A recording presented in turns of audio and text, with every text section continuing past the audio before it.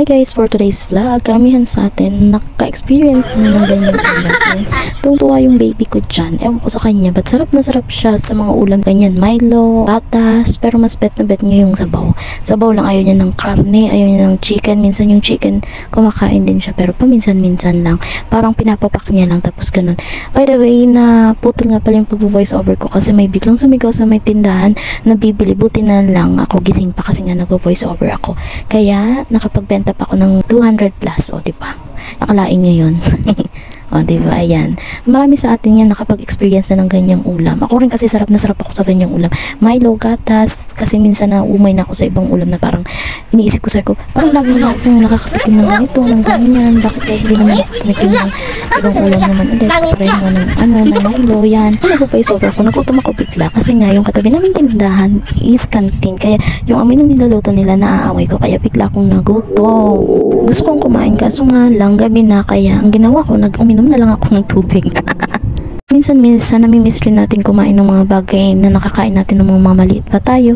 Pareho na lang nung naranasan nyo rin ba mag-ulam ng kape na ibubuhos nyo lang sa bahaw or sa tira-tira nyong kanin na may tubig, asukal na may tubig, o kaya naman yung kanin na linagyan mo ng gata ng nyog, tsaka lalagyan mo lang ng duma yung pareho ng kamuting kahoy, kamote, ganyan. Noon kasi dati ay noon palagi kami nag-uulam ng ganyan kasi nga diba wala pa kaming pera, isang tukarin kami noon, kaya ngayon nagsusumikap kami mag-asawa para matustusan yung pangangailangan ng aking anak at ng pamilya namin.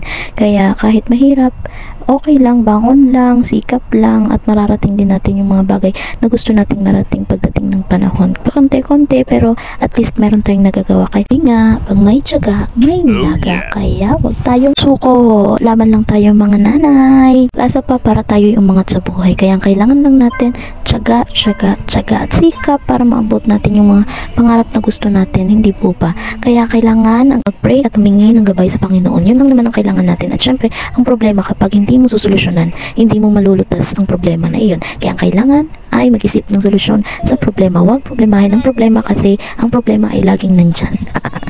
That's all for today's vlog. Thanks you for watching. Salamat. Bye-bye.